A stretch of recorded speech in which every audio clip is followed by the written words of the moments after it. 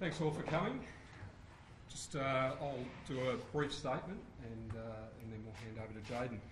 So I can confirm that Jaden has placed 3 multi-bets worth a total of $36 on Collingwood matches that we've been participating in, and those matches have been through a betting account of a friend. Reflecting on his mistake, Jaden came forward to the club and immediately understanding the seriousness of the matter, we escalated the issue to the AFL, who then undertook an investigation. And I want to stress that Jaden came forward with the information voluntarily and that we were proactive immediately about raising the issue to the AFL. As a club here at Collingwood, we understand the absolute importance of the integrity of our sport. It's paramount, and we understand our responsibility to ensure that our integrity and the competition's integrity is at the foremost of all of our activities and behaviours. The penalty that's been handed down to Jaden, we believe, is a tough penalty, but we, including Jaden, think it is a fair one given the circumstances of the matter. We also recognise that Jaden is a young man that's made a mistake. What we're pleased about in a very tough situation for Jaden and the club is that he's a young man who has owned up to his mistakes. He's come forward without any prompting, and he understood in doing so that action would have severe consequences. Good people do make mistakes, but the sign of the good person is how they respond. Very importantly, we'll continue to support Jaden through the suspension and beyond. We know he'll learn a lot from his experiences and what he's experienced going through this mistake that he's made, and we will absolutely stand by him right throughout. Importantly, Jaden also wanted to speak directly and personally about the matter and the issue. He'll also take a few questions and then he'll leave, and then Jeff and I will take any further questions. So I'll hand over to you, Jaden. Thanks. Firstly, thanks for coming today. As Mark alluded to earlier this year, I placed 3 bets on AFL games involving my football team. The bets I placed were through a mate's account and were dependent on Collingwood and Collingwood players performing at their best. The bets totalled $36 and I did not win any money from them. I'm fully aware that as an AFL footballer, I'm not allowed to bet on AFL matches, but I justified my behaviour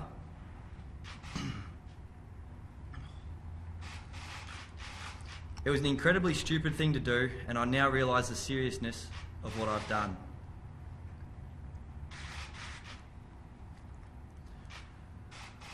I've been sanctioned by the AFL and will be suspended from playing at AFL level for 22 weeks, with 12 of those suspended and pay a $20,000 fine. I'm very embarrassed that I've let myself, my family, my teammates and our loyal fans down, and I'm devastated they won't be able to pull on a Collingwood jumper for the next 10 weeks. I obviously cannot change what I've done in the past, but what's most important is what I do next. I'm committed to spending my time on the sidelines reflecting on how I can make better decisions in the future. I want to issue an unreserved apology to those who I've let down, and I hope that in time I can earn back any trust that I have lost. Thank you. Jaden, it's such a small amount of money. I mean, why? Yeah, I suppose sitting on the couch with my mate, and he was doing the same thing, and at the time, I obviously didn't think about the bigger picture and the long-term consequences. I suppose impacting on the integrity of the game, I now realise is just not acceptable, and I hope others can learn from my mistakes. What prompted you to come forward to get off and explain why you've done this? What made you do that? I suppose it's just how I've always been as a person. Mum and Dad have always been big on make sure you tell the truth, and anything that you're hiding will only hurt you in the long run. So I suppose as I said, it was 3 bets, and after the third one I was like, this is actually accumulating to something that could be a lot bigger, and I just got a really guilty conscience, and I mean went and spoke to Walshy to sort out his advice. I was like, look, I have made a mistake here. I'm really guilty, and I regret it. So what can we do from here? And he said we'll take it to the AFL, and I was happy with that. Jaden, why didn't you self-report earlier? Like I said, I think the first 2 times I thought it was just a little bit oblivious to it. I thought, obviously in the moment I was a little bit ignorant and thought it might just be harmless sort of thing, but after the 3rd time, like I said, it was just weighing on me, like it was starting to build up, and if I hadn't reported, I don't know, so I was just feeling way too guilty. Did you think the penalty would be this big when you self-reported? Honestly had no idea, obviously. I hadn't really thought a whole lot about it. It was more just making sure I got it off my chest. I mean, the fact that I just got it off my chest, I felt a lot more comfortable with myself, and I think I'm able to look at myself in the mirror better than if I had been still holding on to this today. So when I reported, I didn't really think about the consequences at all. Jaden, you would have been incredible in the background. Do you think there's perhaps been a bit of a handle on you that you didn't anticipate, or you might have an issue you might see, for example, health? Is there a broader issue with your gambling? No, not at all. I just at the time I made 3 silly mistakes with one of my mates, and I certainly regret doing that, and it's almost scared me off gambling altogether, to be honest with you. What are your gambling habits? I mean, do you gamble much on other sports? How often do you have a bet on things? No, I don't bet on other sports at all. In the spring carnival, I like to have a little bet on the races at Melbourne, but that's about as far as it goes. And have you ever betted on other AFL matches? No, I have not. Did these bets affect your performance or the way you played it all? No, not at all. I didn't think about them while I was out there. Obviously, after I'd finished and we'd had our meeting with Bucks, I'd have a look at my phone and go, whoever it was didn't hit what it was, I suppose. What's your motive now, Jaden? You're going to miss 10 Last matches. question, I think. There's no guarantee you get picked for an upcoming final series. Has it sort of sunk in the enormity of the penalty? Yeah, it certainly has. I mean, 10 weeks is a long time, and it brings me back. I can come back and play the first week of finals, but obviously I hope the team's going well there, and it'll be a tough spot to get back. So in the end, it could end up being a 14-week penalty. But I know in the 10 weeks that I won't be playing, I'll be working that hard on the track and doing everything I can to prepare myself for that opportunity in the week 1 or week 2, or whenever it may be in finals, that I get the opportunity to play again. Have you found the last month of training, Jaden? Knowing Thank you. Thanks for that. So, Jeff and I are happy to take any other questions. In terms of basically $500,000 that gift match payments during that period, so effectively you get those match payments, you call those match payments for the next 10 weeks? Yes, yeah. Look, under AFL rules, you only get paid unless if you're injured. Of course, you get injury payments. But no, he will forego his match payment for each match he's suspended. Yeah, what's your emotion? I mean, you've been through this before at this time. I mean, what did you think when Jaden first came in? Yeah, well, obviously, the emotion first of all is disappointment for Jaden, disappointment for the consequences that you know lay ahead for him and the footy club, and I think there's frustration because, you know, as has been alluded to and said in both AFL and our own statements, that the rules are clear. The education around matters like gambling these days is both clear and abundant. So there's no excuse for either not knowing or ignorance. So there's all those sorts of emotions, Julian, that go through your head immediately when Jaden breaks that news to you. Has Jaden faced his playing group yet about this? He hasn't directly addressed the playing group on this matter, but he's been part of the playing group in a couple of meetings in the last 24 hours that this matter has been discussed openly amongst the group. Jeff, how important is Jaden's welfare right now? Bearing in mind this is quite new for probably a fair portion of the club as well. Yeah, and I think off the top of my head, I think I'm right that it's the heaviest suspension for a player in the gambling arena. So that impacts obviously enormously, particularly on a young 20-year-old man. So it's important that we do keep an eye on him as a young man in terms of his welfare and his well-being. His regret and his remorse appropriately has been enormous.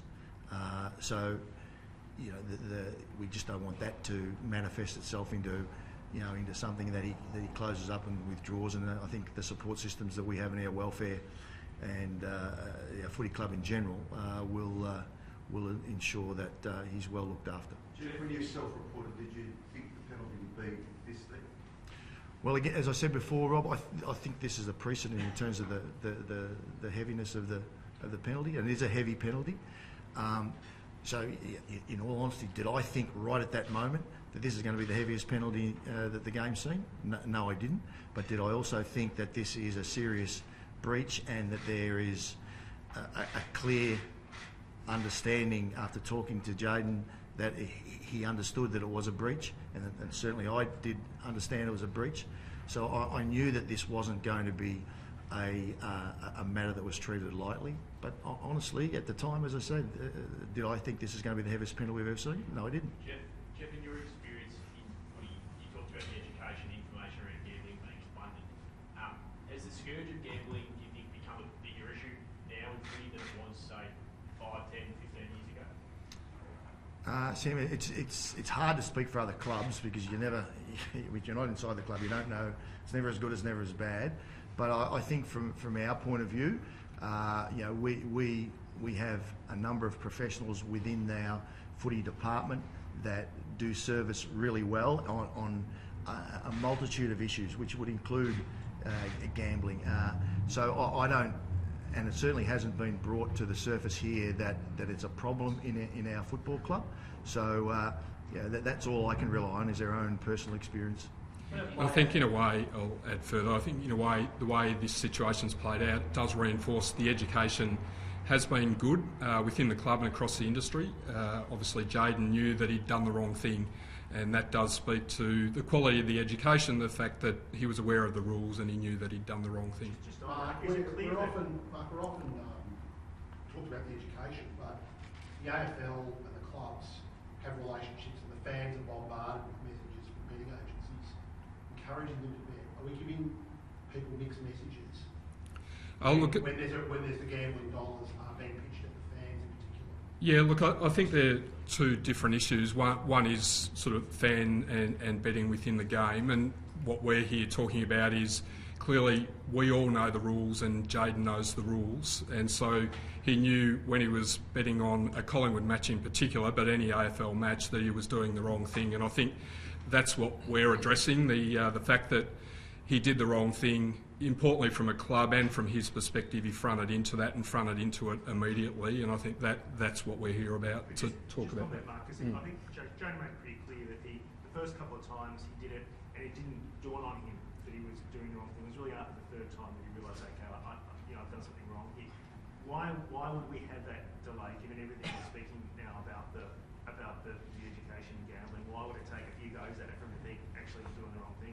Yeah, I can't speak on Jaden's behalf in terms of that, but he knew he was doing the wrong thing when he was betting on Collingwood matches in particular. So there was no doubt about that, and by his own admission, he knew he was not doing the right thing. So, and it was about coming forward and fronting into it was a very good response in a bad situation. Jeff, I'm mindful you might want to re-rate Mark's answer on this, but do you think there's a potential tension between the susceptibility of these young players, particularly gambling, and the promotion of gambling that the AFL themselves? Tom, I don't really have anything to add than what Mark said. I endorse what Mark said, and anything else would be useless commentary. Jeff, you were the first person he told to tell a teammate about the bets, or he was? Well, he was advised to come to me, and I think in detail, I'm pretty confident that, or I am confident that I was the first person that he told the exact circumstances in detail, and came, as I said before, with a heavy heart and full of remorse to say, what do I do? What do we do? What do you mean when he was advised to come to you? Just that, Rob. He was By a advised. teammate? He was advised to come to me. If you're surprised, like you've been in footy for so long, deal with so many young people, with all the education, etc. that you just talked about, are you still surprised that a young bloke would make a mistake like that? Bet on his own game. Yeah. I think when first hearing the ball facts, you would be surprised because of the nature of the realisation that it is blatantly against the rules of the game, and that there is ample education. I don't see that anyone, and I see this every year in, year out for a number of years, that anyone can say that we don't have enough education in our game. And the fact that Jaden, right up front, from the day that he came to me, admitted that on questioning, I knew that I shouldn't be doing this. So that speaks for at least the acknowledgement of the education. Mark, did the AFL on their integrity measures know about these bets as part of Jaden going forward? Did they have any knowledge of? Of the specific bets that Jaden made. When Jaden came forward, he basically disclosed what the bets he'd made, and so they investigated those bets and ensured that there was nothing underlying in terms of impacting on the matches in those bets, and they cleared him of any wrongdoing in that regard. So it was the sanctions purely on the basis that he made the bets on an AFL match, and specifically a Collingwood match. Mark, do you think there was any calculus from Jaden that he thought he would get caught, as opposed to it just being the wrong thing? No, I don't think so. I think he's a young man that just made a bad decision in the moment, and then as a good young man, he reflected on that and felt guilty about it and came forward, and I think it's as simple as that. Mark, you self-reported on May 19 and it's June 19 now. What you say is right, that he was completely open in what he self-reported about. Why do you think it took a full month to get to the bottom of the investigation? Look, the integrity process is a thorough one, and it needs to be a thorough one. So you'd need to talk to the AFL around the specifics of the investigation and etc. But we're comfortable that they responded as soon as they could. That it was a thorough investigation and a fair investigation, and Jaden conducted himself very well in that process. And they were pleased with the way he had responded, and in fact the club had responded. So the process needs to be an extended one to make sure they've covered all bases. So we're comfortable with that. Jeff, when did Nathan first look at this? How did he respond to it, bearing in mind that he's had a couple of other disappointments with the Goey situation and other matters in the past? He's been through a bit. Yeah, Nathan would have been aware of this at some stage, and I don't know the exact date, Jake, but the senior coach, he has he has the right and the respect of this organisation that he's told in a timely fashion, and that's so he's known for a little while. But I'm not sure that he would join the dots that you've just outlined as as succinctly as that in terms of one mishap following another, because I don't think we see that way in this footy club, and I know Nathan doesn't see that way either. Jeff, do you know specifics of the specifics of the specific margin bet that seems the most troubling? You know, if he wants the team to win by 20 to 30 points or whatever, and it poses the match fixing question in a way. Do you know the specifics of what that is? Yeah, look, we're aware of the specifics, and that was part of the AFL integrity investigation, that they looked at all elements of the bets that he'd laid, and they cleared him of any wrongdoing aside from the fact that clearly he placed the bets. Why has he played the last month if you were expecting a suspension, and obviously it's cutting quite close to finals? Had he missed the last 3 or 4 weeks, would that have not counted to his suspension?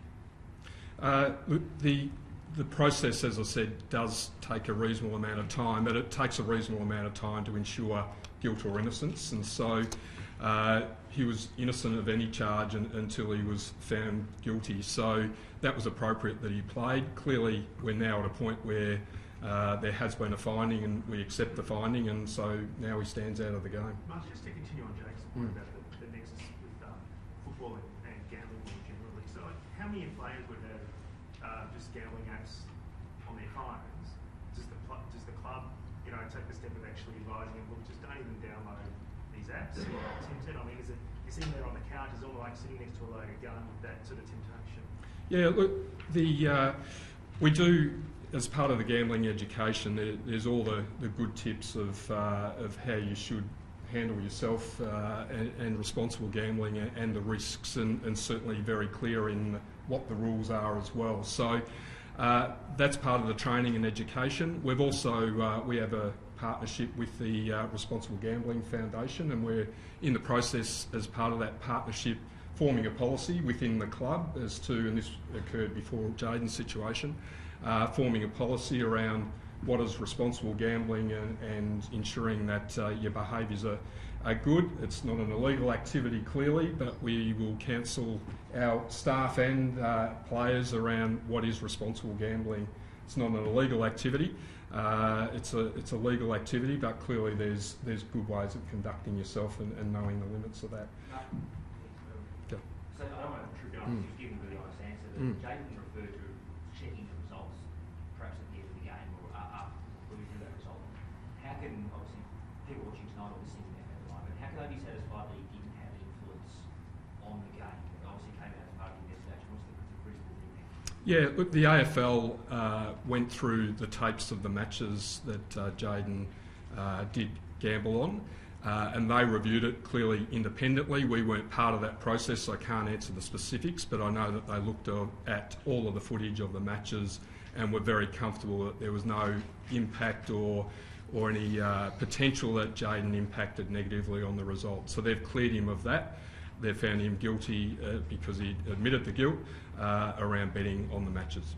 What was she spot to fill in your forward line? Who comes to mind as possible to play now far as Jamie Elliott away, for example? I'm not sure that's an appropriate question for this time, Jay. But anyway, Jamie Elliott will be a couple of weeks away. He won't be considered this week, and probably not next week. But he's progressing really well at this stage. And you're right. Your first part of your question is right. Jaden will be a big hole to fill because he's a wonderful young talent, and whoever gets that opportunity will. I'm sure they'll be eager to fill what are quite young but big shoes. How tough will it be for him to get back into the side after that amount of time out? It's fine. Hopefully we make the finals, and we're going okay at the moment. So if we're going well enough, then I would think any player who has missed an extended period, either through injury or, as in Jaden's case, the suspension, he'll find it tough. There's no doubt.